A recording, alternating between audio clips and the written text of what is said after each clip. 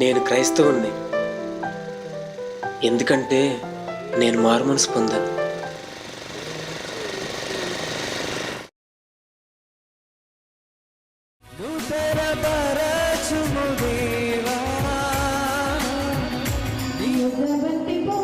ఇంకా స్టార్ట్ అవడం లేదేంట్రా?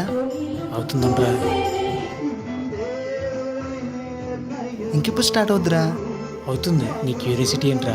లైఫ్లో ఫస్ట్ టైం క్రిస్టియన్ మ్యారేజ్ చూడడం రా, ఎలా జరుగుతుందో అని. చూద్దు కానీ ఇప్పుడు స్టార్ట్ అయిపోతుంది.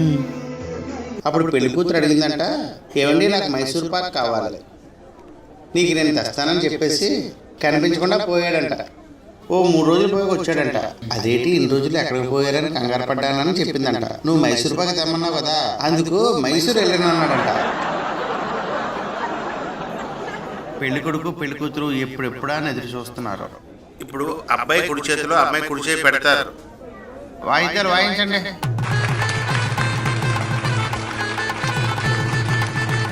రే, అక్కడ కూడా సేమ్ మ్యూజిక్ రా.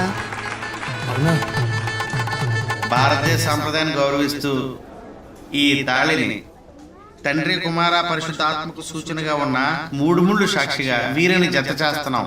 ఒరే జానీ, ఇది కూడా సేమ్ రా. వాయిద్యాలు.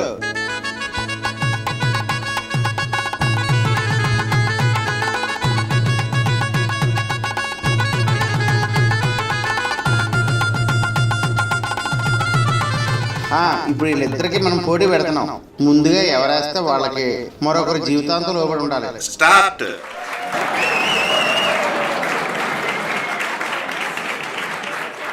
ఉంగరాలు తీసుకురండి. ఉంగరాలు కూడానా? పెళ్లి కూతురు మేనమామ మెట్లు తీసుకురావాలి. రే, మెట్టలు కూడానా? రే, రేపు నీ పెళ్ళి నా పెళ్ళి కూడా ఇలాగే జరుగుతుందా?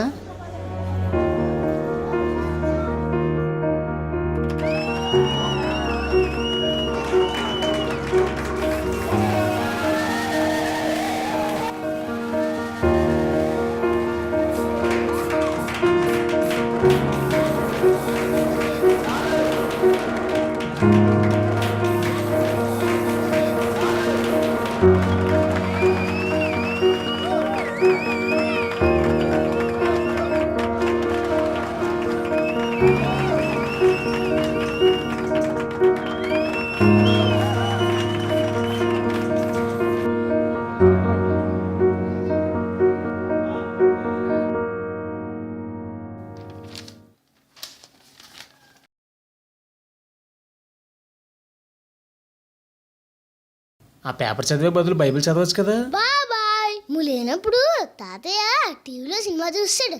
ఏంటి తాతయ్య? చిన్న మ్యారేజ్ బాగైందా? ఎవరేసి తాతయ్య? సర్లే, నీ పెళ్ళి బాగా చేసుకుంది కానీ. అది ఎప్పుడో సంగతి కదా. ఎప్పుడో ఏంటి, ఈ సంవత్సరం నీ పెళ్లి చేయాలని అందరూ మాట్లాడుకున్నాం. ఈ సంవత్సరమా? అప్పుడే నాకు పెళ్ళండి తాతయ్య. మరి ఎప్పుడు చేసుకుంటావు బాబు? ఇంకో 20 years తర్వాత? వదినా, మరి ఏంటి చిన్న, జాబ్ వచ్చింది, సెటిల్ అయిపోయావు. అయితే నేను ఇంకా 2-3 years వరకు చేసుకోను. అది కాదు చిన్న. ఏంట్రా, వీడింట్లోనే ఉన్నాడా? ఈ ఇయర్ నీ మ్యారేజ్ చేయాలని డిసైడ్ అయ్యాం. చేసుకోవాలి. సరే.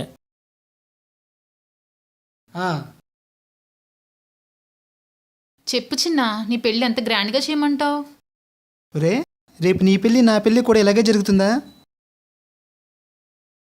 చెప్పు చిన్న.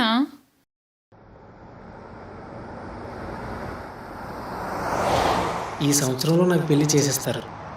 నేను ఈ రోజు చూసిన పెళ్ళిలానే చేస్తారు. మా చర్చిలో అన్ని పెళ్ళిళ్ళు ఇలానే కదా అవుతున్నాయి. కానీ అభిషేక్ ఏంటి అన్ని మతంలో కూడా ఇలానే జరుగుతున్నాయి అంటున్నాడు. అయినా ఇవన్నీ నిజంగానే అన్ని మత సాంప్రదాయాలు అయితే చర్చిలో వాళ్ళు ఎవరో ఎందుకు వ్యతిరేకించట్లేదు? అభిషేకే తప్పు చెప్పుంటాడు. అభిషేక్ తప్పు చెప్పాడని సరిపెట్టేసుకుందామా, లేక చాలా విషయాల్లాగానే ఈ విషయం కూడా క్రైస్తవులు ఆలోచించకుండా సాగిపోతున్నారంటవా? ఏంటి ప్రభు నాకు ఈ కన్ఫ్యూజన్. దీని నుండి ఎలా బయటపడాలి? అసలు ఒక క్రిస్టియన్ మ్యారేజ్ని వాక్యానుసారంగా ఎలా చేసుకోవాలి?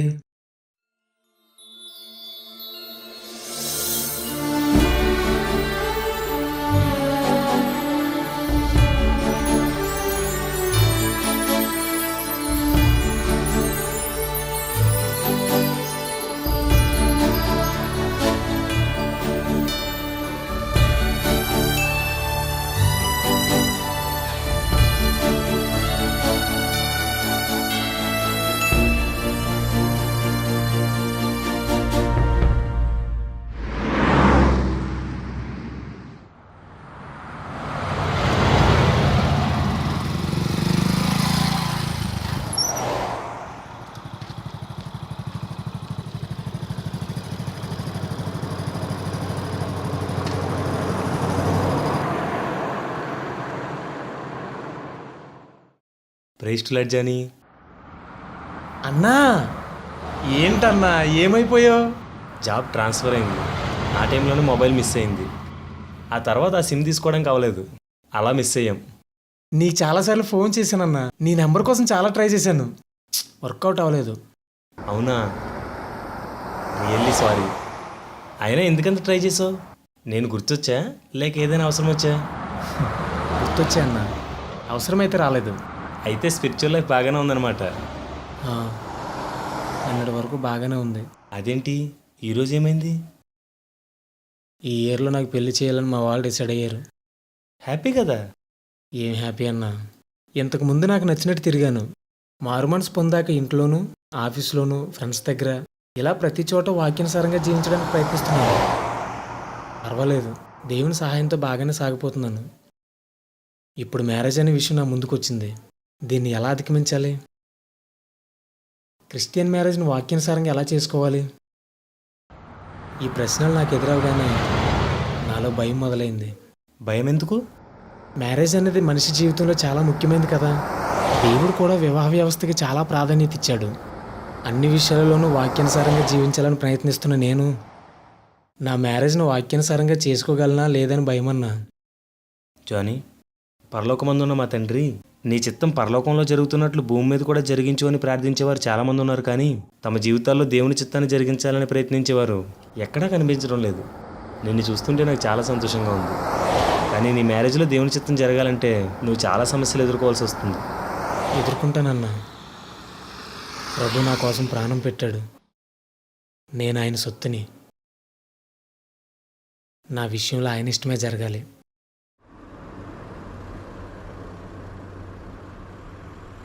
ఎవరినైనా లవ్ చేసావా? సడన్గా అలా అడిగేవేంటి? ముందు చెప్పు. ఆహా, అలాంటిదేమీ లేదన్నా. అయినా సరదాగా తిరగడానికి ప్రేమిస్తే తప్పు, కానీ పెళ్లి చేసుకోవడానికి ప్రేమిస్తే తప్పేముంటుంది? నువ్వు చెప్పే ప్రేమ అందం, ఆస్తి, ఆధిక్యతలు, అవకాశాలు, బంధుత్వాలు, సందర్భాలను బట్టి పుడుతుంది. ఇందులో దేవుని ప్రేమయం ఏమి ఉండదు. చాలా క్రిస్టియన్ మ్యారేజెస్లో దేవుని చిత్తం జరగకపోవడానికి మొదటి కారణం ఇదే. దేవాని ఇష్టం చేయని ప్రార్థించకుండా ఇది నేను ఇష్టపడ్డాను దీన్ని చేయని ప్రార్థిస్తున్నారు. దేవుని చిత్తంలోకి మనం వెళ్ళాలి, కానీ మన ఇష్టంలోనికి దేవుణ్ణి పిలవకూడదు. ఆ చిత్త ప్రకారం మీకు ఏది ఇష్టమో అడగండి అన్నాడు. మనమంతా దేవుని చిత్తాన్ని వదిలేసి మన ఇష్టాలు మాత్రం అడుగుతున్నాం. ఇద్దరిని జతపరచాల్సింది దేవుడు, మనుషులు కాదు. పెళ్ళైన తర్వాత భార్యను ప్రేమించమని మాత్రమే బైబిల్ చెప్తుంది. పెళ్లికి ముందు ప్రేమలో బైబిల్ ప్రోత్సహించదు. మన జీవితంలో జరిగే ప్రతి సందర్భంలోనూ దేవుని ఆలోచన ఉంటుంది కదా. ప్రేమించేవారు ఎవరైనా ప్రేమించే ముందు ప్రభువా ఈ అమ్మాయిని ప్రేమించమంటావా అని అడుగుతారా?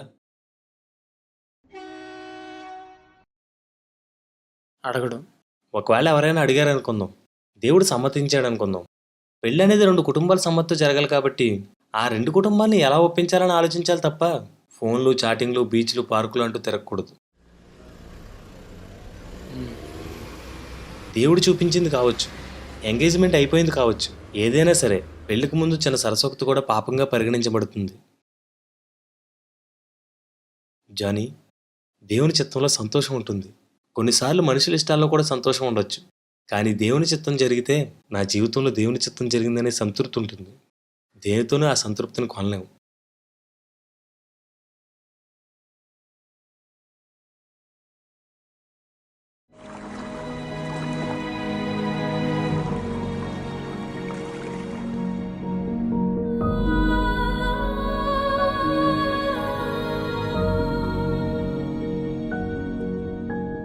ప్రేమించే ముందు నిన్ను అడగలేదు, ఇప్పుడు ప్రార్థిస్తే అది నీ చిత్తం కాదని చెప్పావు.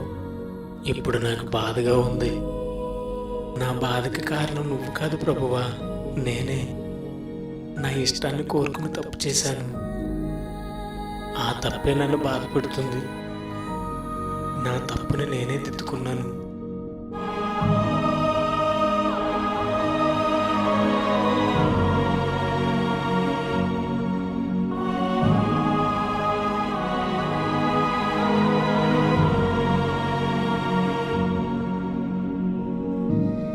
నేను త్యాగం చేయడం లేదు, తప్పుదిద్దుకుంటున్నాను. నా వివాహ విషయంలో నీ చిత్తానికి మొదటి ఆటంకం నేనేనని అర్థమైంది. నాకు ఏది కావాలో నాకంటే బాగా నీకే తెలుసు. నన్ను క్షమించి నీ ఇష్టాన్ని నా జీవితంలో జరిగించు. తన విషయంలో కూడా నీ చిత్తాన్ని జరిగించు. తన మనసును ఓదార్చు. నీ చిత్తాన్ని సంతోషంగా అంగీకరించడానికి నా మనసును స్థిరపరచు. హలో పాస్టర్ గారు, వందనాలండి. వందనాలమ్మా. ఈ సంవత్సరం మా చిన్నబాబుకి పెళ్లి చేసేద్దాం అనుకుంటున్నామండి. ఆహా, పెద్ద అబ్బాయికి పెళ్లి చేశారు, అమ్మాయికి చేశారు. ఇప్పుడు చిన్నాడు కూడా చేసేసి మీ బాధ్యతలో వదిలించేసుకుందాం అనుకుంటున్నారన్నమాట.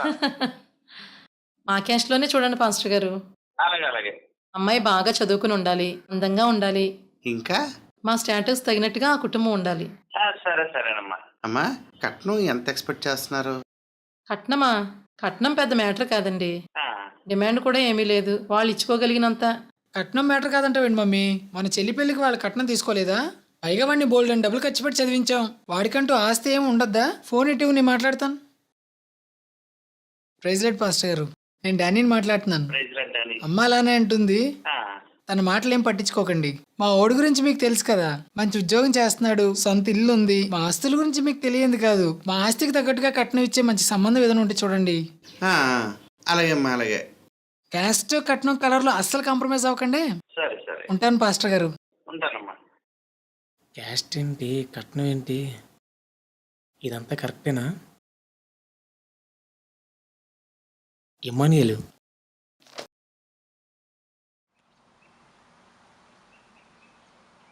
ఏదో మాట్లాడాలన్నావు ఏంటి? ఏం చెప్పనన్నా, క్యాస్ట్ అంటున్నారు, కలర్ అంటున్నారు, కట్నం అంటున్నారు. నాకేమో టెన్షన్గా ఉంది. టెన్షన్ దేనికి? అన్న అసలు ఇవన్నీ తప్పేమని నాకు అనిపిస్తుంది. కారణం అయితే తెలియదు కానీ మనసులో చాలా ఆందోళనగా ఉంది. జానీ, ఎప్పుడైనా మీ మమ్మీ డాడీలు అందంగా ఉన్నారా లేరా అని ఆలోచించావా? లేదు. పేరెంట్స్, ఫ్రెండ్స్, రిలేటివ్స్, ఈ సంబంధాల్లో దేనిలోనూ అందం అనే ప్రస్తావన ఉండదు. పెళ్లి కూడా ఒక రిలేషన్, దాంట్లో మాత్రం ఆ ప్రస్తావన ఎందుకు? అందంగా లేదని నువ్వు ఒక అమ్మాయిని రిజెక్ట్ చేసావు అంటే దేవుని సృష్టిని అవమానించినట్లే అవుతుంది. ప్రతి ఒక్కరిని దేవుడే చేశాడు, ఒక్కొక్కరికి ఒక్కొక్క రూపం ఇచ్చాడు, ఒక్కొక్కరిని ఒక్కో యూనిక్ పర్సన్గా తయారు చేశాడు. మన కళ్ళు, మన శరీరం నుంచి వచ్చే స్మెల్, మన వేలిముద్రలు మనకంటూ ప్రత్యేకంగా ఇచ్చాడు. అద్భుతం. దేవుడు మనలో ప్రతి ఒక్కరి మీద ప్రత్యేకమైన దృష్టి పెట్టి తన చేతులతో తల్లి గర్భంలో మనల్ని రూపించాడు. ఈ లోకంలో మన దృష్టికి అందంగా లేనివారు ఉండొచ్చు, కానీ అందంగా లేనివారు మాత్రం ఎవ్వరూ ఉండరు. మనకున్న అభిరుచిని బట్టి ఎదుటివారు అందంగా ఉన్నారా లేదా అని మనం నిర్ధారించుకుంటాం. కొంతమంది అమ్మాయిలు పొడుగ్గా ఉన్న అబ్బాయిలు అందంగా ఉన్నారు అంటారు. కొంతమందికి కోలముఖం నచ్చుతుంది, కొంతమందికి గుండ్రంగా ముఖం ఉన్న అమ్మాయిలంటే నచ్చుతారు. కొంతమంది నల్లవారిని ఇష్టపడతారు, కొంతమంది తెల్లవారిని ఇష్టపడతారు. ఇవన్నీ మన అభిరుచులు. ఈ లోకంలో ప్రతి ఒక్కరి రూపం దేవుడు చిక్కిందే. పెళ్లిలో వేలు ఎందుకు వేస్తారో తెలుసా? తెలియదన్నా. నిజమే కదా, నేను ఎప్పుడు ఆలోచించలేదు. వేలు ఎందుకు వేస్తారు? వేయిల్లో అమ్మాయి ముఖం సరిగ్గా కనిపించదు. వివాహానికి అందం ప్రధానం కాదని బోధించడానికే వేలు వేస్తారు. కానీ అన్ని జనులు ఎలా అయితే వివాహాల్లో అందానికి అధిక ప్రాధాన్యత ఇస్తారో మనం కూడా అలాగే తయారయ్యాం. వేలు ఉండిపోయింది, కానీ వేలు వెనుకున్న అంతరార్థం వెళ్ళిపోయింది. ఒకవేళ అందం విషయంలో నీ అభిరుచికి తగిన అమ్మాయిని కనుక దేవుడు నీకు జతపరచాలి అనుకుంటే దేవుడు పట్టించుకొని పై రూపం అని ఒకే ఒక కారణాన్ని చూపించి దేవుని చిత్తానికి కాలదనుకుంటావు. కారణం ఏంటంటే పెళ్లికి వచ్చిన వాళ్ళంతా వెక్కిరిస్తారేమో అని భయం. వాళ్ళంతా మేడ్ ఫర్ ఈచ్ అదర్రా అనాలి. ఆ మాట కోసం, ఆల్బంలో ఫోటోలు బాగా రావడం కోసం దేవుడు నీ కోసం ఏర్పాటు చేసిన అమ్మాయిని మిస్ చేసుకుంటావు. మనం ఏర్పాటు చేసుకున్న జత మేడ్ ఫర్ ఈచ్ అదర్ అవ్వదు కదా జానీ.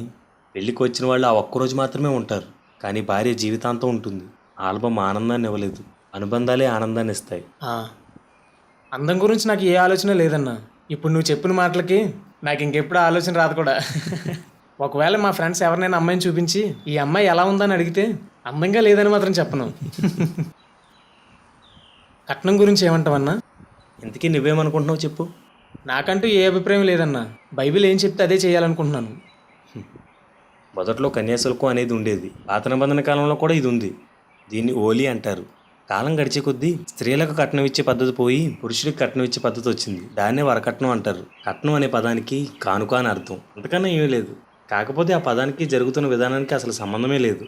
కానుక లేదా గిఫ్ట్ అనేది ఇచ్చే వాళ్ళ ఇష్టాల మీద ఆధారపడి ఉంటుంది, అంతేగాని తీసుకునే వాళ్ళు డిమాండ్ చేయకూడదు.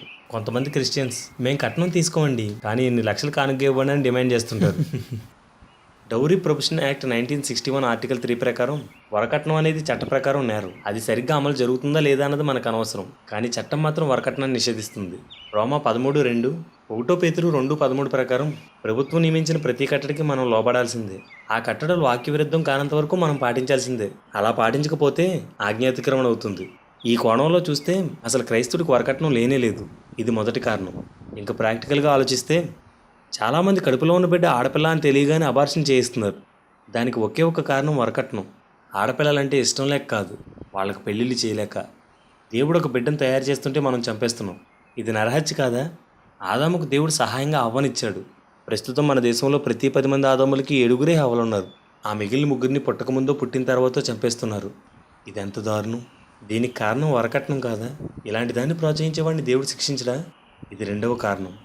కట్నం అనేది మగపెళ్లి వారిని గొప్పవారిగాను, ఆడపెళ్లి వారిని తక్కువవారిగాను భావించేలా చేస్తుంది. దేవుడు కోరుకునేది సమానత్వం. కట్నం దాన్ని దారుణంగా పాడు చేస్తుంది. ఈ అసమాన భావం 2 క్రైస్తవ కుటుంబాల మధ్య అనేక వివాదాలకు తావుతీస్తుంది. ఇదంతా నష్టమే కదా. ఇది మూడవ కారణం. కట్నం ఇవ్వడం కోసం అమ్మాయిని కన్నవాళ్ళు అప్పులు చేస్తున్నారు, వడ్డీలకు వడ్డీలు కడుతున్నారు, ఆస్తులు అమ్ముకుంటున్నారు. పెళ్లి పేరుతో ఒక క్రైస్తవ కుటుంబం అప్పుల పాలవుతుంది. వాళ్ళు కోరుకున్నది కొనుక్కోలేరు, ఆశపడింది తినలేరు.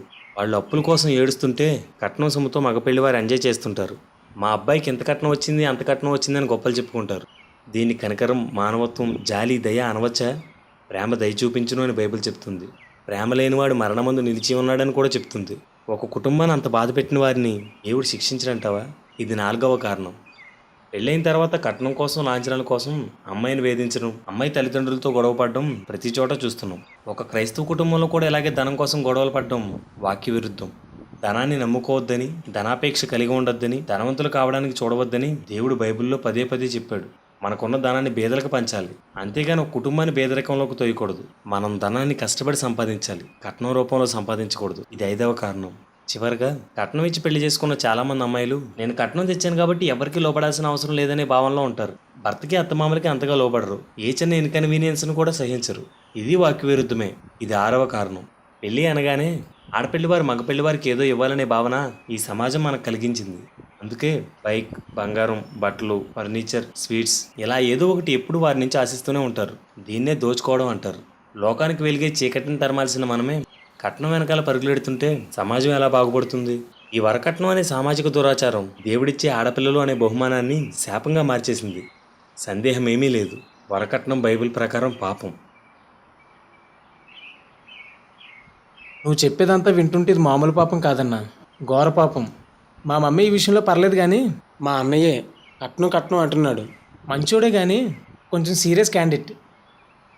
నాకు దేవుడే సహాయం చేయాలి. అన్నా, క్యాస్ట్ సిస్టమ్ ఎలా వచ్చింది? క్యాస్ట్ ఇది సామాజిక పరమైందని చాలామంది అంటుంటారు. కాదు, మతపరమైందని కొందరు వాదిస్తుంటారు. దీనికోసం సమాజంలో కొట్లాట్లు, రాజకీయాలు, రిజర్వేషన్లు. ఇక సంఘంలోకి వస్తే కులాన్ని బైబిల్ సమర్థిస్తుందా లేక ఖండిస్తుందా అని ఆలోచించకుండా కులాన్ని వాడుకుని సంఘాలు కట్టే పాస్టర్లు కొందరైతే తమ వివాహాల్లో కులం తప్పనిసరనే విశ్వాసులు చాలామంది. కులం కోసం తెలియాలంటే దాని మూలాల్లోకి వెళ్లాల్సిందే. దీనికోసం నాకు కొంచెం డీప్గా చెప్పన్నా. మా వాళ్ళని ఒప్పించాలంటే దీని గురించి నాకు పూర్తిగా తెలియాలి.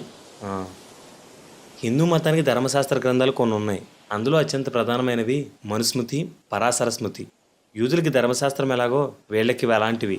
మనుస్మృతి 1వ అధ్యాయం 10వ అధ్యాయాలలో కులాల ఆవిర్భావం, కుల ధర్మాలు మొదలైన వాటి కోసం విస్తృతంగా రాయబడింది.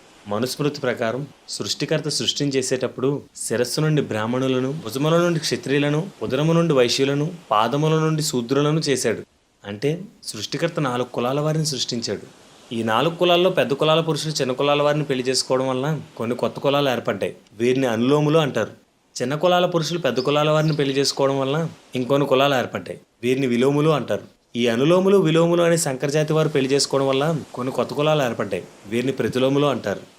ఇలా సృష్టించబడ్డ 4 కులాల వారు సంకరం చేయబడడం వల్ల ప్రస్తుతం మన దేశంలో 3000 కులాలు ఏర్పడ్డాయి. ఇందులో కొందరు నీచమైన వారని, కొందరు అంటరాని వారని, కొందరు హీనమైన వృత్తులు మాత్రమే చేయాలని, కొందరు ప్రజల మధ్య నివసించకూడదని, కొందరు పరిపాలన చేయకూడదని, ఇలా చాలా నియమాలు ఆ గ్రంథాల్లో రాయబడ్డాయి. పెద్ద కులాల వారు తప్పు చేస్తే ఒక రకమైన శిక్ష, చిన్న కులాల వారు తప్పు చేస్తే ఇంకొక రకమైన శిక్ష విధించాలని కులానికో న్యాయం, కులానికో ధర్మం రాయబడింది. కుల వ్యవస్థకి ఈ గ్రంథాలే ఆధారం. అయితే కులం 100% మత సంబంధమైందే. No doubt. అందుకే ఇది హిందూ మతంలో తప్ప ప్రపంచంలో ఇంకెక్కడా కనిపించదు. అన్న ఇంత క్లియర్గా ఉన్నప్పుడు పాస్టర్లని విశ్వాసాలని తేడా లేకుండా క్రిస్టియన్స్ కూడా ఎందుకు దీన్ని పాటిస్తున్నారు? సమాజంలో చాలామంది కులాన్ని పాటించడం లేదు. బైబిల్ కుల వ్యవస్థను సూటిగా ఖండిస్తుంది. ఈ రెండు విషయాలు మన వాళ్ళకి తెలియక క్రైస్తవులు తామెక్కడ కుల సంకరం చేసేస్తామేమో అని తమ బంధువులు ఏమంటారో అని భయపడుతుంటారు. కాకపోతే కుల వ్యవస్థను ప్రారంభించిన మతస్థులే కుల సంకరాన్ని కూడా ప్రారంభించారు. ప్రస్తుతం మన దేశంలో ఉన్న 3000 కులాల్లో 2996 కులాలు ఇతర కులాల నుంచి ఏర్పడ్డవే అని మనుస్మృతి చెప్తుంది. ఈ ధర్మశాస్త్రాలు కులాన్ని బట్టి వృత్తులను నిర్ధారించాయి. ఆయా కుల వృత్తులను విడిచి వేరొక పనులు చేసుకునేవారు కులధర్మాన్ని మీరినట్లే. ప్రస్తుతం కుల వృత్తులు చేసేవారు ఎంతమంది ఉన్నారు? ఇంచుమించు అందరూ బాగా చదువుకుంటున్నారు. వారి శక్తి అవకాశాలను బట్టి ఉద్యోగాలు వ్యాపారాలు చేసుకుంటున్నారు. సో మనం ఒక్కరమే కులధర్మానికి భంగం కలిగించడం లేదు. అత్యవసర పరిస్థితుల్లో పెద్ద కులాల వారు తమకంటే తక్కువ స్థాయిలో ఉన్నవారు కులవృత్తిని అవలంబించవచ్చు, కానీ తమకంటే ఎక్కువ స్థాయిలో ఉన్నవారు కులవృత్తిని మాత్రం స్వీకరించకూడదు. కానీ ప్రస్తుతం ప్రభుత్వాలు రిజర్వేషన్లు కల్పించి క్షత్రియులు మాత్రమే చేయవలసిన పరిపాలనను అన్ని కులాల వారు చేయడానికి అవకాశం ఇచ్చింది. సో ప్రభుత్వం కూడా కొన్ని విషయాల్లో కులధర్మాన్ని అనుసరించడం లేదు. మనుస్మృతి, పరాశర స్మృతులు అగ్ర కులాల వారు తమ కింద కులాల వారిని దూషిస్తే తప్పులేదు, కానీ కింద కులాల వారు పై కులాల వారిని దూషిస్తే మాత్రం గ్రామ బహిష్కరణ చేయాలని, ఒకవేళ అగ్ర కులస్తుడు చిన్న కులస్తుడిని కొట్టిన నేరం కాదని, కానీ చిన్న కులస్తుడు పెద్ద కులస్తుడి మీద చేయి చేసుకుంటే మరణశిక్ష విధించాలని రాయబడింది.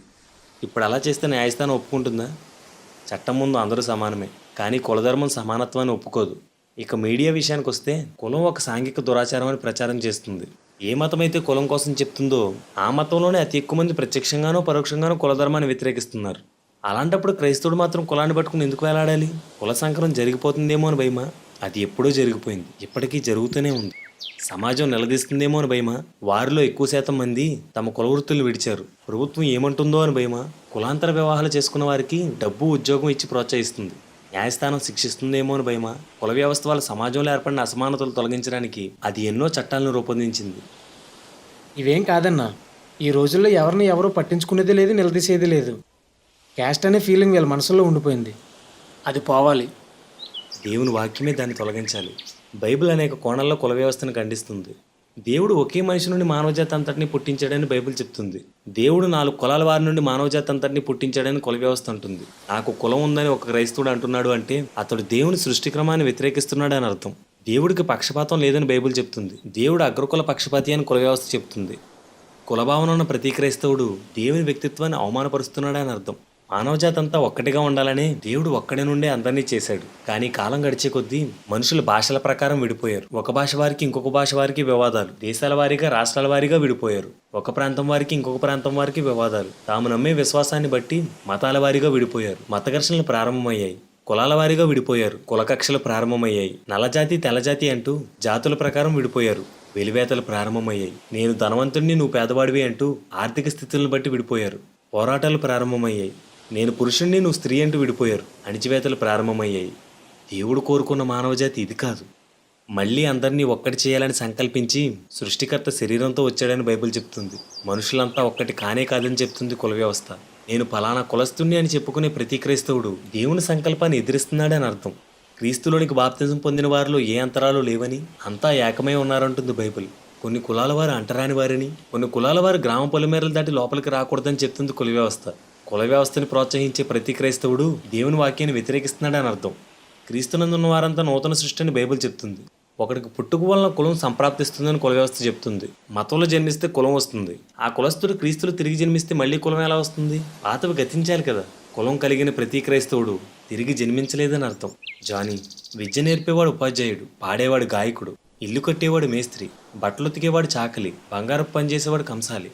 ఇవన్నీ బైబిల్ ప్రకారం జీవనోపాధి కోసం చేసే పనులు, కులానికి సంబంధించినవి కావు. దేవుడు మనుషులందరినీ ఒక్కటి చేయాలని ఆశపడుతున్నాడు. అన్యుల్లో అది ఎలాగూ జరగదు. క్రైస్తవుల్లో కూడా జరగకపోతే దేవుడు బాధపడతాడు. సమాజానికి సమానత్వాన్ని నేర్పించాల్సిన మనమే కులం కులం అంటుంటే వారికి దారెవరు చూపిస్తారు? కులగోడల్ని కోల్చాల్సింది మనమే జాని. దేవుడు క్రైస్తవులంతా దేవుని కుమారులు అంటూ ఒకే పేరుతో పిలిచాడు. క్రైస్తవులంతా ఒక శరీరంలో అవయవాలని చెప్పాడు. మన శరీరంలో అవయవాలకు ఒక్కొక్కదానికి ఒక్కొక్క కులం ఉంటుందా? ఉండదు. ఒక తండ్రికి 4 కొడుకులు ఉంటే ఒక్కొక్కరికి ఒక్కొక్క కులం ఉంటుందా? ఉండదు. మరి ఒకే ఆదం నుండి పుట్టిన మనందరికీ వేరువేరు కులాలు ఎందుకుంటాయి? ఆలోచించరా. ఒరే, నువ్వు చెప్పినట్లు చేస్తే మన బంధువుల దగ్గర తలెత్తుకుని తిరగలేం. వాళ్ళకి ఏం సమాధానం చెప్పుకోమంటావు? బంధువులు ఏమంటారా అని ఆలోచిస్తున్నావు, కానీ దేవుడికి ఏం సమాధానం చెప్పుకోవాలని ఆలోచించట్లేదు. మనం క్రిస్టియన్స్ మమ్మీ. మన జీవితంలో ప్రతి విషయానికి మొదటి ప్రాధాన్యత ప్రభుకే ఇవ్వాలి. మన బంధువులు ఎవరూ మనకు రక్షణ ఇవ్వలేదు. వాళ్ళ కోసం ఆలోచించి తప్పు చేస్తే మన బంధువులందరూ కలిసినా రేపు మనల్ని శిక్ష నుండి తప్పించనూ లేరు. వాళ్ళ కోసం వదిలే మమ్మీ, ప్లీజ్. కులం హిందూ మతానికి సంబంధించింది అన్నావు, సమాజంలో దాన్ని అందరూ పాటించట్లేదు అన్నావు. ఓకే, ఒప్పుకుంటాను. నువ్విప్పుడు మరో కులపు అమ్మాయిని పెళ్లి చేసుకుంటే రేపు పుట్టబోయే పిల్లలకి ఏ కులం అవుతుందిరా? వాళ్ళకు ఒక కులం ఉండాల్సిన అవసరం ఏముందన్నయ్య? రిజర్వేషన్ కోసమా? నా ప్రభువే వాళ్ళకి రిజర్వేషన్. దేవుని వాక్యాన్ని నా జీవితంలో నెరవేర్చడానికి నేను దేన్ని నష్టపోవడానికైనా సిద్ధంగా ఉన్నాను. నన్ను అర్థం చేసుకోండి అన్నయ్య, ప్లీజ్. నేను మారుమనసు పొందిన దగ్గర నుండి నిన్ను కానీ, డాడీని కానీ, అన్నయ్యని కానీ నాకు ఇది కావాలని ఏదీ అడగలేదు. ఎప్పుడూ మిమ్మల్ని ఎదిరించలేదు. ఎప్పుడూ మీ మాట కాదన్నూ లేదు. ఇదొక్కటే కదా అడుగుతున్నాను. ఇది కూడా నాకు ఇష్టమని కాదు, దేవునికి ఇష్టమని. Please mummy. నేను వాళ్ళతోనూ వీళ్ళతోనూ ఫ్రెండ్షిప్ చేసేటప్పుడు క్యాస్ట్ కోసం చెప్పలేదు. చర్చిలో క్యాస్ట్ని పట్టించుకోకుండా అందరితోనూ సంతోషంగా కలిసి ఉంటున్నాం. మార్కెట్లో ఏదైనా కొనే దగ్గర, జాబ్ చేసే దగ్గర, సహాయం పొందే చోట, సహాయం చేసే చోట ఎక్కడా లేని కుల ప్రస్తావన పెళ్లి దగ్గర మాత్రం ఎందుకు? ఆలోచించండి మమ్మీ. అది కాదురా. మీరు ఊరుకోండి. చిన్న ఎప్పుడూ ఇలా లేడు. తను చూడండి ఎంత బాధపడుతున్నాడో. తను ఎవరినైనా వేరే కులపు అమ్మాయిని పెళ్లి చేసుకుని వచ్చేస్తుంటే ఏం చేసేవాళ్ళం? తను చెప్పిన దాంట్లో ఏ తప్పు కనిపించడం లేదు. అందరిలాగా అందం, ఆస్తి అడగడం లేదు. ఇంకా మీరేం మాట్లాడకండి. చిన్న మాకేం అభ్యంతరం లేదు. నాకు కూడా అభ్యంతరం లేదు. మీ డాడీ క్యాంప్ నుంచి వచ్చిన తర్వాత నేను మాట్లాడతాను. ఇక అత్తయ్య గారు ఏమంటారో. హలో పాస్టర్ గారు, చెప్పమ్మా. చిన్నబాబు సంబంధం కోసం చెప్పాను కదండి. అవునవును. ఏ కులమైనా పర్వాలేదండి. సరేనమ్మా.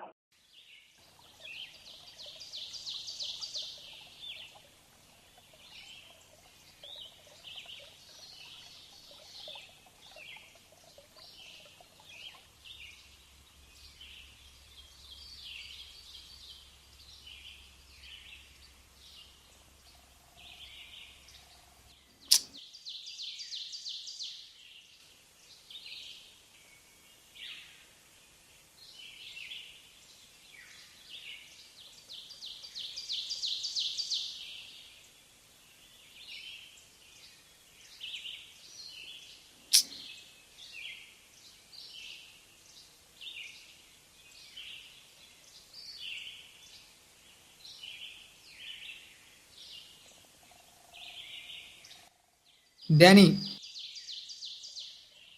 మీరు క్రిస్టియన్సా? హా, ప్రైజ్ టు లార్డ్. నువ్వు కూడా క్రిస్టియన్వేనా?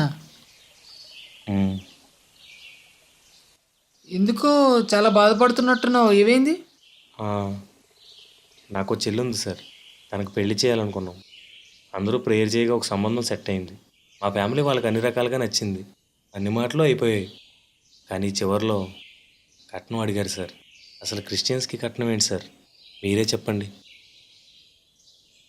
మాది మధ్యతరగతి కుటుంబం సార్. Rent house. మా నాన్నగారు రైస్ మిల్లో గుమస్తాగా చేస్తారు. నేనేదో చిన్న ఉద్యోగం చేస్తున్నాను. House rent, current bill, maintenance వీటికే మాకు వచ్చిన జీతాలు సరిపోవు. అయినా మా చెల్లి కోసం ఎంత కొంత కూడబెట్టాం. మొన్నటి వరకు నన్ను మా చెల్లిని చదివించడానికి వాళ్ళు చేసిన అప్పులు తీర్చడానికే సరిపోయింది. మమ్మల్ని అడిగితే మేమే వేస్తాం సార్ కట్నం. పైగా 10 లక్షలు. ఒక క్రిస్టియన్గా వాళ్ళు అలా అడగచ్చా సార్? మీరే చెప్పండి.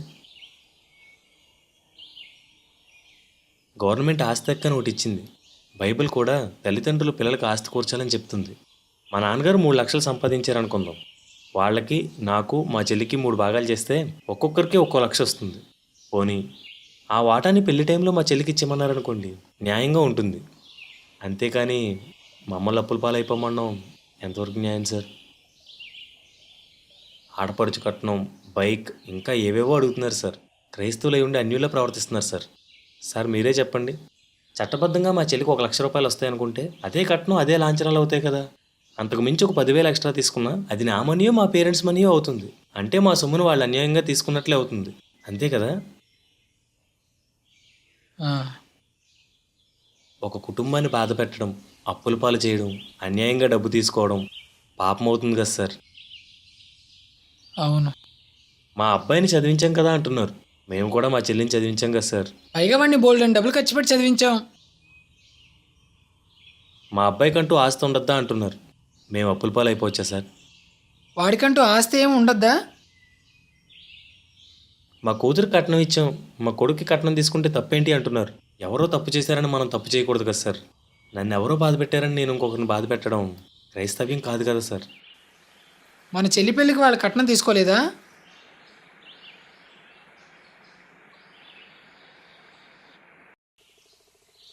నా బాధంతా నాకేదో నష్టం జరుగుతుందని కాదు సార్. నా బాధంతా ఆ అబ్బాయి వాళ్ళ అన్నయ్య కోసమే. అతనేం చేశాడు? అతని కోసం బాధపడ్డింది దేనికి? కట్నం కోసం గొడవ పెడుతుంది తనే సార్. వరకట్నం అనేది చట్ట ప్రకారం నేరం. చట్టాన్ని అతిక్రమించడం బైబిల్ ప్రకారం పాపం. ఇతరుల్ని బాధ పెట్టడం, అన్యాయంగా డబ్బు తీసుకోవడం పాపమే కదా.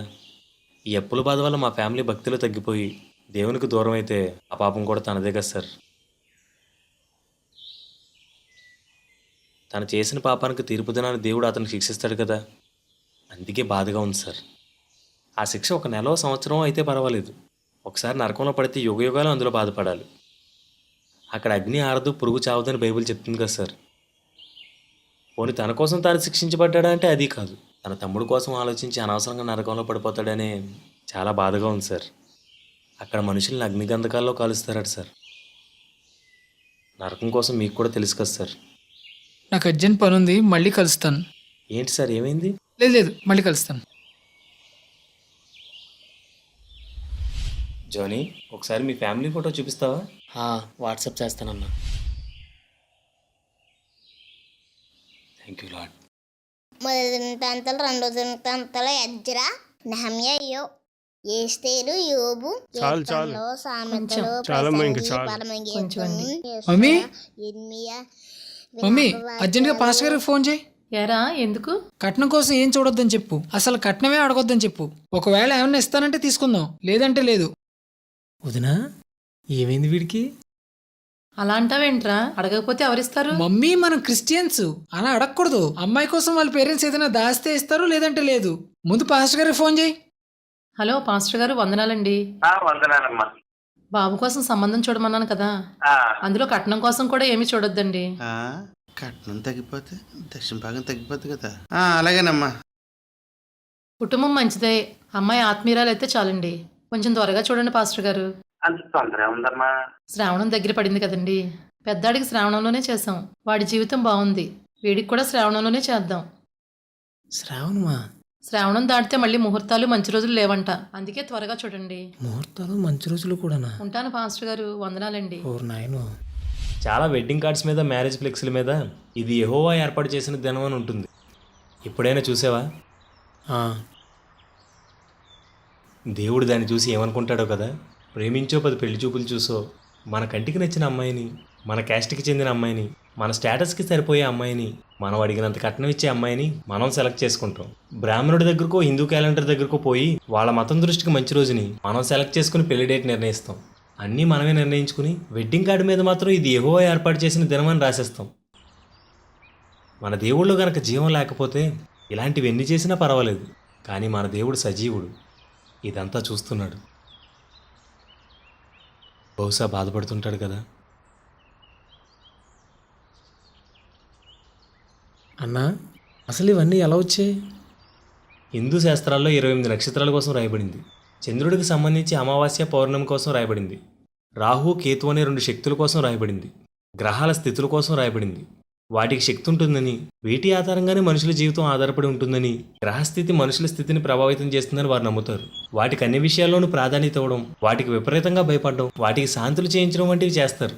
వీటిని ఆధారం చేసుకునే జాతకాలు, తిథులు, రాహుకాలాలు, అమృత గడియలు, ముహూర్తాలు నిర్ణయిస్తారు. బైబిల్ దీన్ని అస్సలు ఒప్పుకోదు. ప్రకృతి దేవుని సృష్టి. సృష్టించబడిన దేనికి ఏ శక్తి ఉండదు. ఏ గ్రహాలు మనిషిని ఏమీ చేయలేవు. అంతా దేవుని చేతిలోనే ఉంటుంది. ప్రకృతికి భయపడడం పూర్తిగా అవిశ్వాసమే అవుతుంది. ఆకాశమునందు అగ్గుపడు సూచనలకు జనులు భయపడుదురని, అయితే మీరు వాటికి భయపడకండి అని, జనుల ఆచారములు వ్యర్థములని ఇర్మియా 10:2 చెప్తుంది. ముహూర్తాలు చూసుకునే ప్రతివారు గ్రహాలకి, నక్షత్రాలకి భయపడేవారే. మీరు దినములను, అమావాస్యలను, మాసములను లెక్కించవద్దని వాక్యం ఆజ్ఞాపిస్తుంది. వాటిని లెక్కించే ప్రతి క్రైస్తవుడు ఆజ్ఞను అతిక్రమించినట్లే. చాలామంది క్రైస్తవులు తమ ఇళ్లలో విగ్రహాలను తీసేస్తారు, కానీ తమ మనసుల్లో మాత్రం విగ్రహాలు ఉండిపోతాయి. ఏం క్రైస్తవ్యం మనది?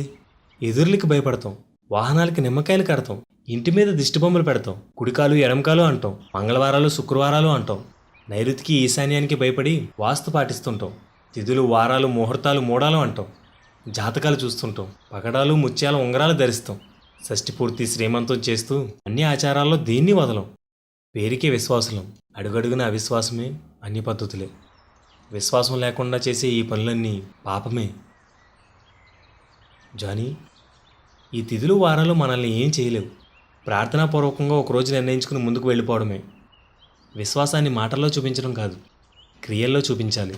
మతం వద్దని వచ్చేసిన మనకి మతాచారాలతో పని ఉంది. అయితే చల్లగా ఉండాలి లేదా వెచ్చగా ఉండాలి. అది ఇది కలిపేసుకుని నులివెచ్చగా ఉండకూడదు. ఆ, నేను ఇవన్నీ మా ఇంట్లో చెప్తానన్నా, ఎలాగైనా ఒప్పిస్తాను. జానీ, క్రిస్టియన్ మ్యారేజెస్లో కేవలం ముహూర్తాలు కులం మాత్రమే కలవడం లేదు, ఇంకా చాలా కలిసిపోతున్నాయి. మనం ఒకసారి మీ పాస్టర్ గారిని కలుద్దాం. మా పాస్టర్ గారినా? అవును. ఏమైనా ప్రాబ్లమా? అంటే ఇమ్మానియల్ అని ఒక బ్రదర్ ద్వారా దేవుడు నన్ను మార్చడం మా చర్చిలో సాక్ష్యం చెప్పాను. అప్పుడు అందరి ముందు బాగానే రెస్పాండ్ అయ్యారు. కానీ అప్పటి నుండి నాతో అంత క్లోజ్గా ఉండట్లేదు. చర్చిలో ఉన్న నా ఫ్రెండ్స్ దగ్గర నేను వాక్యం చెప్పట్లేదా, నా ద్వారా మారకుండా ఎవరి ద్వారానో మారడం ఏంటని నా గురించి సీరియస్ అయ్యారంట. ఏదో ఒకలా మారాడు కదా అని సంతోషించకుండా ఏంటన్నా ఇది? మనకు మాదిరిగా ఉండవలసిన వారే ఇలా ఈర్ష్య అసూయ కలిగి ఉంటే ఇంక సంఘం ఏమైపోతుందన్నా. సరే అన్నా, వెళ్దాం. తిన నా ఫ్రెండ్ అండి, వేరే మతంలో నుండి క్రీస్తులోనికి వచ్చాడు. అవునా? చాలా సంతోషం నాయన. వందనాలు. వందనాలు పాస్టర్ గారు. తిన ముందు మతానికి క్రైస్తవ్యానికి ఉన్న తేడాలేంటో పోలికలేంటో తెలియక కన్ఫ్యూజ్ అవుతున్నట్లు అనిపించింది. అందుకే మీ దగ్గరికి తీసుకొచ్చానండి. అవునా? ఏంటమ్మా, ఏంటి నీ సందేహాలేంటి? అంటే నిజానికి నాకు ఎటువంటి సందేహాలు లేవండి. ముందు నేను నమ్ముకున్న మతానికి క్రీస్తు మార్గానికి మధ్య ఉన్న తేడా విషయంలో నాకు ఖచ్చితమైన ఉద్దేశాలు ఉన్నాయి. కానీ నేను వాటిని ఎక్స్ప్రెస్ చేస్తుంటే చాలామంది నన్ను వ్యతిరేకిస్తున్నారు. దాని విషయంలోనే కొద్దిగా ఇబ్బంది పడుతున్నాను. మనకి తెలిసినవన్నీ నిజాలు అనేసుకోకూడదు. అంతమంది వ్యతిరేకిస్తున్నారంటే నీ ఉద్దేశంలో కూడా తప్పుండొచ్చు కదా. అది పరీక్షించుకుందామని మీ దగ్గరికి వచ్చానండి. చెప్పు. నేను ఇంతకు ముందున్న మతంలో దిష్టి తగలకుండా వాహనాలకి నిమ్మకాయలు కడుతుంటారు. క్రైస్తవులకి దిష్టి తగులుతుందా? తగలదు. ముందు మతస్థులు పెళ్లి కొడుక్కి పెళ్లి కూతురికి దిష్టి తగలకుండా బొగ్గన చుక్క పెడతారు. క్రైస్తవులకి దిష్టి తగలదంటున్నారు కాబట్టి బొగ్గన చుక్క పెట్టకూడదు కదా? పెట్టుకోకూడదు. ముందు మతంలో పసుపుని దేవతాభూషణంగా నమ్ముతారు. తమ దేవతలు పసుపు రాసుకున్నారు కాబట్టి వారు తమ గడపలకు పసుపు రాస్తుంటారు. మనకు దేవతలు లేరు కాబట్టి మనం గడపలకు పసుపు రాయకూడదు కదండి. అంటే పసుపు యాంటీబయాటిక్ కదా. యాంటీబయాటిక్ కాబట్టి వంటల్లో వాడచ్చు, వంటికి రాసుకోవచ్చు. గడపలకు ఎందుకు రాయాలి? ఇంటికి శుభం కలుగుతుందని, దేవతాభూషణం అని దాని గడపలకు రాస్తారు, యాంటీబయాటిక్ అని కాదండి. ఓకే. మరి మనం కూడా గడపలకు రాసుకోవడం కరెక్టేనంటారా? దానివల్ల మనకేదో శుభం కలుగుతుందని నమ్మడం అవిశ్వాసం అవుదా? పసుపుకి ఆధ్యాత్మిక శక్తి ఉందని నమ్మడం వాక్యానుసారమేనా? రాయకూడదు. పసుపు ఒక పదార్థం మాత్రమే, దానికి ఏ శక్తి లేదు. ముందు మతస్థులు తమ పెళ్లిళ్లలో కొత్త బట్టలకు శుభలేఖలకు పసుపొట్లు పెడతారు. పసుపుకి ఎలాంటి ఆధ్యాత్మిక శక్తి లేదంటున్నారు కాబట్టి మన పెళ్లిళ్లలో కొత్త బట్టలకి శుభలేఖలకి పసుపొట్లు పెట్టకూడదు కదండి.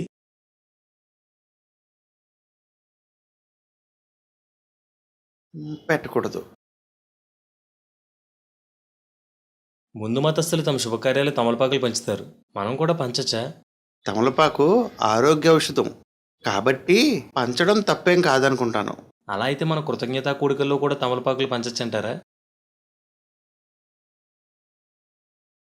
పాస్టర్ గారు, ఆరోగ్యం కోసం తమలపాకులు తినచ్చు, అందులో తప్పులేదు.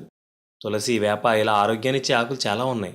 అవేవి ఇవ్వకుండా కేవలం తమలపాకే ఎందుకు ఇస్తున్నారంటే, దేవతలు రాక్షసులు అమృతం కోసం క్షీరసాగరాన్ని మదిస్తుంటే కల్పవృక్షం, కామధేనువు, అమృతం, ఆలాహలంతో పాటు తమలపాకు కూడా బయటకు వచ్చిందని వాళ్ళ శాస్త్రాల్లో రాయబడింది. అందుకే దాన్ని పవిత్రమైన దానిగా భావించి తమ శుభకార్యాలు పంచిపెట్టుకుంటారు. బైబిల్ దీన్ని ఒప్పుకుంటుందా?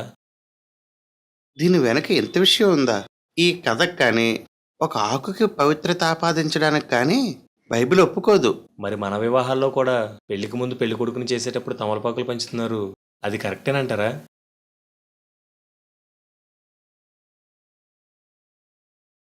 అసలు పెళ్లి రోజున పెళ్లి కొడుకుని చేయాలి కానీ ముందెందుకు చేస్తున్నారు? వివాహం విషయంలో ప్రతి మతానికి కొన్ని ఆచారాలు ఉంటాయి. కులాన్ని బట్టి కూడా ఆ ఆచారాలు మారుతూ ఉంటాయి. పెళ్లికి 1-2 రోజుల ముందు పెళ్లి కొడుకుని చేయడం అనేది కూడా ఒక ఆచారం. అన్ని జీవుల ఆచారాలను మనం ఎందుకు అభ్యసించాలి? అన్ని సాంప్రదాయాలు మనం ఎందుకు కొనసాగించాలి? అన్యులు నడుచుకున్నట్లు మనం ఎందుకు నడుచుకోవాలి? ఇది నా ఉద్దేశం సార్. నా ఉద్దేశం కరెక్టేనంటారా? కరెక్టే. పెళ్లి రోజు పెళ్లి కొడుకు పెళ్లి కూతురు ఫ్లవర్ బొకేతో స్టేజ్ మీద కూర్చుంటారు. కానీ ముందు రోజు మాత్రం కొబ్బరికాయ చేతితో పట్టుకుని కూర్చుంటారు. ముందు మతంలో శివుడు గుర్తుగా కొందరు, విశ్వామిత్రుడు సృజించాడని కొందరు, పవిత్రమైందని కొందరు, అదృష్టం కలిసి వస్తుందని కొందరు కొబ్బరికాయలను తమ శుభకార్యాల్లో వాడతారు. మనం ఎందుకు నమ్మాలండి ఇవన్నీ? మనం ప్రతి మతస్థుడిని ప్రేమించాలి, కానీ ఆయా మతాచారాలు మాత్రం అనుసరించకూడదు. మనుషుల కట్టల్ని మూలపాటల్ని మనం పాటించకూడదు కదండి. ఇలా అన్నందుకే అందరూ నన్ను వ్యతిరేకిస్తున్నారు. మీరే చెప్పండి పాస్టర్ గారు, మన శుభకార్యాల్లో కొబ్బరికాయని వాడచ్చా? వాడకూడదు. ముందు మతంలో ఈ సృష్టిలోకెల్లా మొదటి వివాహం శివపార్వతులదని, వాళ్ళ వివాహం మామిడి చెట్టు కింద జరిగిందని, దాని గుర్తుగా ఎవరింట్లో వివాహం జరిగినా మామిడి తోరణాలు కట్టుకోవాలని వారి శాస్త్రాల్లో రాయబడింది. మనం దాన్ని నమ్మచ్చా? మన వివాహాల్లో దాన్ని అనుసరించవచ్చా? అనుసరించకూడదు. ముందు మతంలోని వారు బియ్యాన్ని పసుపుని కలిపి అక్షతలు తయారు చేస్తారు.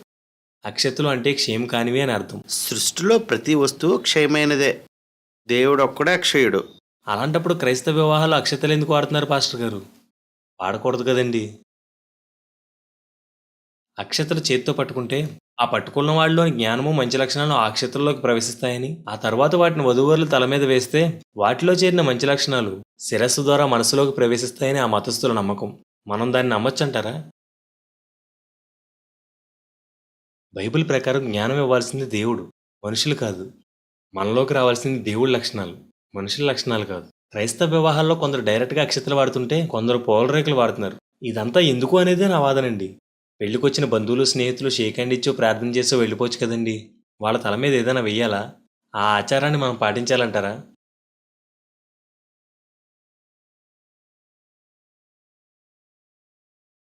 పాస్టర్ గారు, క్రిస్టియన్ మ్యారేజ్లో తాళి ఎందుకు కడతారండి? అదా, తాళి భారతదేశ సాంప్రదాయం. భారతీయులుగా మనం దాన్ని గౌరవించాలి. భారతదేశ సాంప్రదాయం అంటే ఇంచుమించు భారతీయులందరూ చేస్తున్నదే ఉండాలి, అంతే కదండి? అంతే. భారతదేశంలో 135 కోట్ల మంది ప్రజలున్నారు. 29 రాష్ట్రాలు ఉన్నాయి. క్రైస్తవ్యం కాకుండా 7 ముఖ్యమైన మతాలు ఉన్నాయి. 3000 కులాలు, 25,000 ఉపకులాలు ఉన్నాయి. ఇంచుమించు వీళ్ళంతా తమ వివాహాల్లో తాళిగానే కడుతుంటే అప్పుడు తాళిని భారతదేశ సాంప్రదాయంగా పరిగణించవచ్చు, అంతే కదండి? అంతే కదా. 7 మతాల్లో హిందూ మత గ్రంథాల్లో మాత్రమే తాళి గురించి ప్రస్తావించబడింది. మిగిలిన ఏ మత గ్రంథంలోనూ దాని గురించి ఎక్కడా రాయబడలేదు. తాళి హిందూ మతానికి సంబంధించిన ఆచారం అని దీన్ని బట్టి మనం నిశ్చయించుకోవచ్చు. 29 రాష్ట్రాల్లో కేవలం 9 రాష్ట్రాల్లో ఉండే హిందువులు మాత్రమే తాళి కడతారు. బెంగాలీలు, బీహారీలు, ఒరియాలు, కాశ్మీరీలు, మార్వారీలు, సిక్కులు ఇలా చాలామంది తాళి కట్టరు. 3000 కులాల్లో ఇంచుమించు సగం కులాల వారు తాళి కట్టరు. తాళి భారతీయులందరికీ సంబంధించింది కాదని దీన్ని బట్టి మనం నిశ్చయించుకోవచ్చు. చీరను భారతీయ సాంప్రదాయంగా భావించవచ్చు కానీ తాళిని భావించకూడదు సార్. భారతీయులంగా జాతీయ పతాకాన్ని గౌరవించాలి, జాతీయ గీతాన్ని గౌరవించాలి, ప్రభుత్వాన్ని న్యాయస్థానాన్ని గౌరవించాలి. మన దేశభక్తి ఇంతవరకు చూపిస్తే చాలండి. సరే, తాళి భారతదేశ సాంప్రదాయం కాదు, కానీ తాళి కట్టమని బైబిల్లో ఉంది కదా. ఎక్కడ సార్? ప్రసంగి 4:12లో 3 పేట్ల తాడు త్వరగా తెగిపోదని రాయబడి ఉంది. అక్కడ 3 పేటల కోసం రాయబడిందా లేక 3 ముళ్ళు కోసం రాయబడిందా? అక్కడ ఐక్యత కోసం రాయబడిందా, పెళ్లి కోసం రాయబడిందా? ఎందుకు సార్ వాక్యాన్ని వక్రీకరించుకుని మనల్ని మనం మోసం చేసుకోవడం? తాళి అనేది పూర్తిగా నేను ఇంతకు ముందున్న మతానికి సంబంధించింది. తాళిలో ఉన్న 2 మంగళసూత్రాల్లో ఒకటి శివునికి, రెండవది శక్తికి సూచనగా ఉన్నాయని, 3 ముళ్ళు త్రిమూర్తులను సూచిస్తాయని పురాణాల్లో రాయబడింది. బ్రహ్మ, విష్ణు, మహేశ్వరులకు సూచనగా ఉన్న 3 ముళ్లను తండ్రి, కుమార, పరిశుద్ధాత్మకు సూచనగా ఉన్నాయని చెప్పడం దారుణం కాదా? సరే, తాళి ఒక మతానికి సంబంధించిందే, కానీ ఇవన్నీ లేకుండా పెళ్ళి ఎలా చేయమంటావు చెప్పు. ఆదాము అవ్వల పెళ్లి ఎలా జరిగింది సార్? దేవుని మాటే మనుషుల్ని జతపరుస్తుంది. దేవుని మాటే ఆ బంధాన్ని కొనసాగిస్తుంది. ఈ నమ్మకాలు, ఆచారాలు మనుషుల్ని నడిపించలేవు. అందరూ ప్రార్థించి వారిద్దరిని భార్యాభర్తలుగా జతపరిస్తే సరిపోదండి. ఒకవేళ ఇంకా ఏమైనా కావాలని వారో వారి బంధువులు అడిగితే బైబిల్ మార్చుకోవడము, ఒకరినొకరు గౌరవించుకుంటూ దండలు మార్చుకోవడము, ఇలా వాక్య విరుద్ధం కానివి, అన్ని సాంప్రదాయాల్లో లేనివి చేయొచ్చు, కానీ విగ్రహ సంబంధమైన వాటిని చేయకూడదు కదండి. రింగ్స్, తాళి ఇవేవి బంధాన్ని కలపవు, కొనసాగించవు. దేవుడే కలుపుతాడు. చాలామంది వెడ్డింగ్ కార్డ్స్ మీద వివాహం అన్ని విషయాల్లో ఘనమైనది అని రాస్తారు. అలా రాయచ్చా? అది దేవుని వాక్యం, అందులో తప్పేముంది? కొరింథీయులకు రాసిన మొదటి పత్రిక 15వ అధ్యాయం 13వ వచనాన్ని సగానికి కత్తిరించి క్రీస్తు కూడా లేపబడలేదు అని రాయచ్చా? 14వ వచనాన్ని సగానికి కత్తిరించి మేము చేయి సువార్త వ్యర్థమే అని రాయచ్చా? ఆహా, అర్థం మారిపోతుంది కాబట్టి అసలు అలా రాయకూడదు. హెబ్రీ పత్రిక 13వ అధ్యాయం 4వ వచనాన్ని కూడా సగానికి కత్తిరిస్తే అర్థం మారిపోతుంది పాస్టర్ గారు. అక్కడ వివాహం అన్ని విషయంలో ఘనమైనదిగా ఉండవలనని రాయబడింది. కానీ మనం వివాహం అన్ని విషయంలో ఘనమైనది అని రాస్తాం. ఘనమైనదిగా ఉండవలను అనేది ఆజ్ఞ, ఘనమైనది అనేది పొగడత. ఆజ్ఞలో భయం ఉంటుంది కాబట్టి జాగ్రత్తగా చేయడానికి ప్రయత్నిస్తారు. పొగడతలో స్వేచ్ఛ ఉంటుంది కాబట్టి ఇష్టం వచ్చినట్లు చేస్తారు. ఆజ్ఞను నెరవేరిస్తే పొగడత వస్తుంది. అంతేకాని ఆజ్ఞ పొగడత ఒకటి కానే కాదు. వివాహం ఘనమైనదిగా ఉండాలి, అది ఆజ్ఞ. ఎవరి దృష్టికి ఘనంగా ఉండాలి? మనుషుల దృష్టికి కాదు, దేవుని దృష్టికి. వివాహం ఎలా చేస్తే దేవుని దృష్టికి ఘనంగా ఎంచబడుతుందో వాక్యానుసారంగా ఆలోచించి ప్రార్థనాపూర్వకంగా చేయాలి. కానీ ఆజ్ఞను పొగడతగా మార్చడం వలన మనుషులు తమకి తమ బంధువులకి నచ్చినట్లు చేసుకుంటూ పోతున్నారు. అడుగడుగున అన్ని సాంప్రదాయాలు ఆజ్ఞాతిక్రమాలతో జరుగుతున్న మన క్రైస్తవ వివాహాలకి మనం పెట్టుకున్న పేరు పరిశుద్ధ వివాహం. ఎలా అయింది పాస్టర్ గారు పరిశుద్ధ వివాహం? పెళ్లి అనే సందర్భం మొదలుపెట్టినప్పటి నుంచి కులం, కట్నం, లాంఛనాలు, వివాదాలు, పట్టింపులు, ముహూర్తాలు, జాతకాలు, పెళ్లిబొట్లు, పారాణీలు, బొగ్గుచుక్కలు, బాసికాలు, కర్పూరదండలు, తాళి, మెట్టులు, ఇలా ఎన్నో దేవుడు చెప్పనివి దేవుడు వద్దన్నవి కలిపేసి జరుగుతున్నది పరిశుద్ధ వివాహం ఎలా అవుతుంది పాస్టర్ గారు? ఇది దేవుని దృష్టి ఘనమైనదిగా ఎలా ఉంటుంది పాస్టర్ గారు? ఇప్పుడు చెప్పండి. నా ఉద్దేశాల్లో ఏమైనా లోపాలుంటే చెప్పండి, నేను దిద్దుకుంటాను. చిన్నవాడు అయినా నాకు తెలియని విషయాలు చాలా చెప్పావు. నువ్వు చెప్పిందంతా కరెక్టే. అయితే పెళ్లిలో ఇవన్నీ చేయకూడదని జానీ వాళ్ళ పేరెంట్స్తో చెప్పండి. వాళ్ళు తన పెళ్లిలో ఇవన్నీ చేయాలనుకుంటున్నారు. ఆహా, చెప్పను. చెబితే వాళ్ళు బాధపడతారు. వాళ్ళ నాన్నకి కోపం వస్తే చర్చికి రావడం మానేస్తారు. ఏంటి పాస్టర్ గారు అలా మాట్లాడతారు? విశ్వాసులకు సత్యాన్ని బోధించి అసత్యాన్ని ఖండించాల్సిన బాధ్యత మీ మీద ఉంది. మీ బోధ వైపుకి వారు తిరగాలి కానీ వారికి నచ్చినట్లు మీరు బోధించకూడదు. ఒక సేవకుడిగా విశ్వాసలో ఉన్న లోపాన్ని సవరించకపోతే అది ఖచ్చితంగా పాపమే. వినడం వినకపోవడం వాళ్ళ ఇష్టం, కానీ చెప్పడం మాత్రం మీ బాధ్యత. చెప్తే వాళ్ళు చర్చిలోంచి వెళ్ళిపోతారేమో అని భయపడుతున్నారు కానీ చెప్పకపోతే వాళ్ళు నరకానికి వెళ్ళిపోతారని బాధపడడం లేదు. ఏంటి సార్ ఇది? మీకు బోధించే అంతటి వాడిని కాదు. దయచేసి మీరే ఆలోచించుకోండి.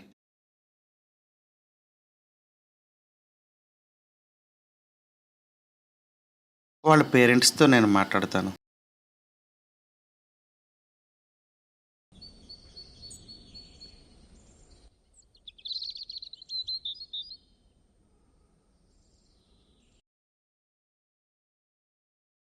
Praise to Lord Johnny. ప్రైస్టులాడన్నా. ఏంటన్నా ఇంటికి వస్తానంటే నువ్వు ఇక్కడికి రమ్మన్నావు? ఇక్కడైతే ఈ టైంకి ఎవరు ఉండరు కదా, కాసేపు ప్రశాంతంగా మాట్లాడచ్చని. నెక్స్ట్ టైం వద్దులే మా ఇంటికి. మ్యారేజ్ డేట్ ఫిక్స్ చేశారన్నా. Oh good.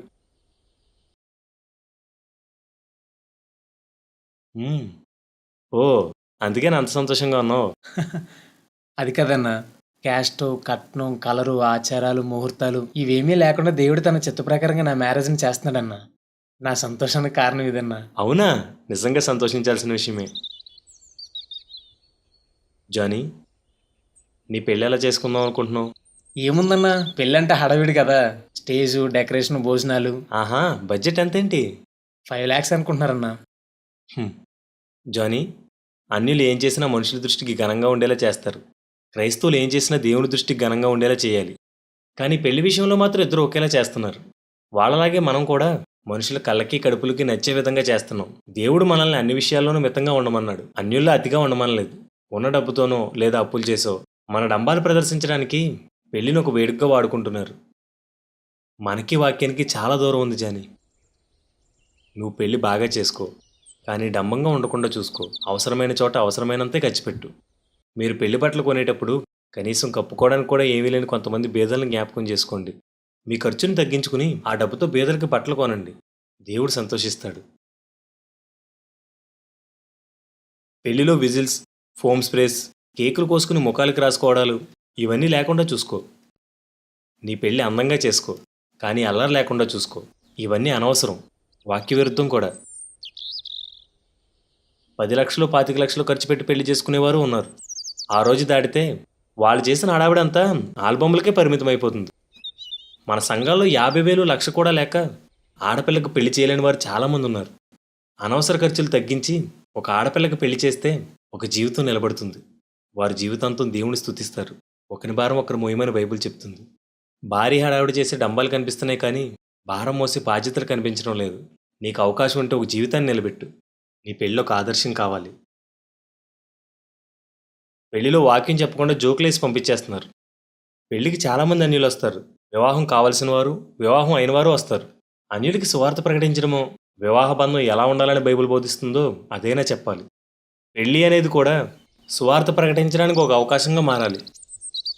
జానీ, నీ పెళ్ళి ఒక సువార్త కావాలి. చాలామంది తమ పెళ్లిళ్లలో బాణాసంచే పేలుస్తారు. అందరికీ మన డంబాలను చూపించుకోవడానికి తప్ప దీనివల్ల ఎవరికీ ఏ ప్రయోజనం ఉండదు. ఇది ధనాన్ని పూర్తిగా వృధా చేయడమే. పేదలకో సేవకో డబ్బిమ్మంటే చాలా ఆలోచిస్తాం, కానీ ఇలా తగలబెట్టుకోవడానికి మాత్రం చాలా తొందరపడతాం. చాలా విషయాల్లో అన్ని జనులకి మనకి తేడా లేకుండా పోతుంది. జానీ, నీ పెళ్లిలో ఎలాంటి అజ్ఞానం లేకుండా చూసుకో. జానీ, భోజనానికి అందరినీ పిలుస్తున్నారా? ఇంట్లో లాస్ట్ మ్యారేజ్ కదన్నా, అందరినీ కవర్ చేస్తున్నారు. మరి ప్రభువుని పిలుస్తున్నావా? ప్రభు పిలవమన్న వారిని పిలుస్తున్నావా? అర్థం కాలేదన్నా. ఎప్పుడైనా లోకాసు వార్త 14:8-14 చదివావా?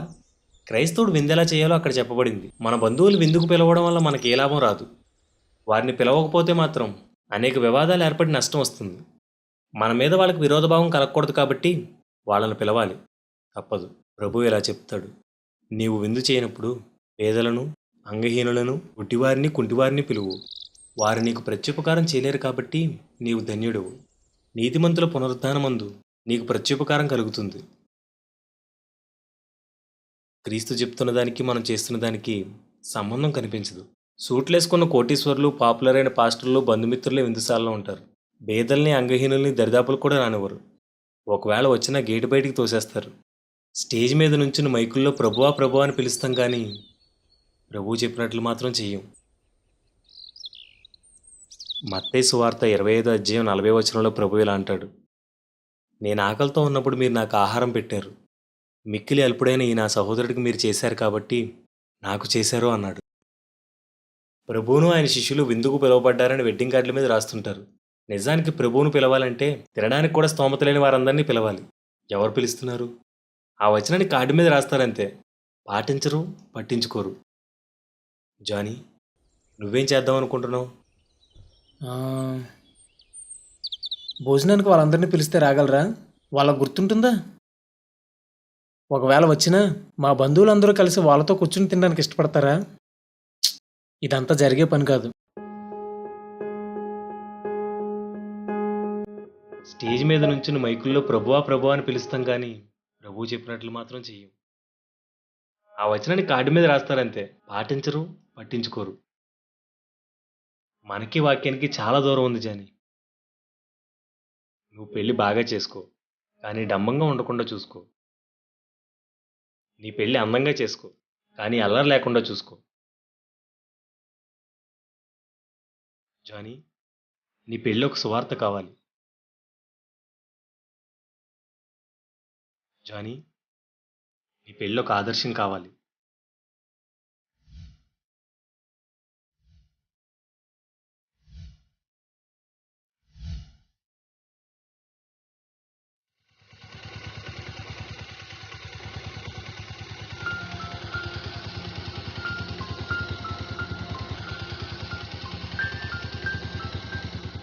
తాళి ఖర్చు తగ్గించుకున్నాను ఆంటీ, రింగ్స్ ఖర్చు తగ్గించుకున్నాను ఆంటీ, సూట్ ఖర్చు తగ్గించుకున్నాను, పెళ్లి బట్టల ఖర్చులో సగం, డెకరేషన్ ఖర్చులో సగం తగ్గించుకున్నాను, ఫ్రెండ్స్తో స్పెషల్ పార్టీ తగ్గించుకున్నాను. ఇవన్నీ అవసరం లేదనిపించింది. పర్లేదంటీ, పర్లేదు. ఆంటీ, చెల్లిది? బాబు, చెల్లి ఇంట్లోనూ కొంచెం కష్టం కదని పనికి వెళ్ళింది.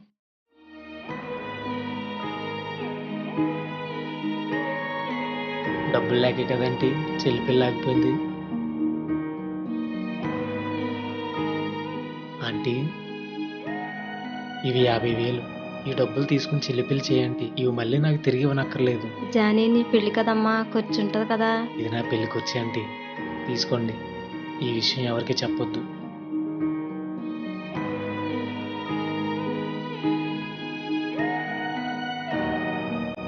జానీ, నా కొడుకు లేని లోటు తీర్చవమ్మా.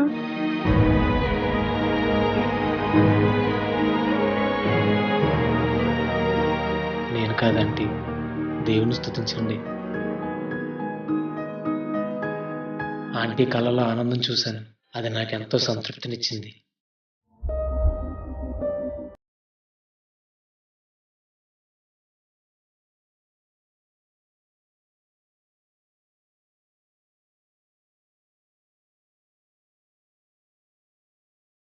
ఆయన నా దగ్గరికి పిలవడం కంటే నేనే ఆయన దగ్గరికి వెళ్ళాలనుకున్నాను.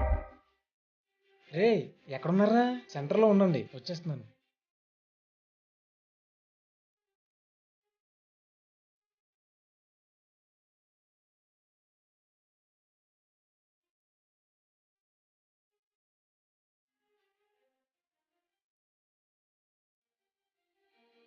వీళ్ళకి ఇలా పంచుతుంటే నాకు చాలా సంతోషంగా ఉంది.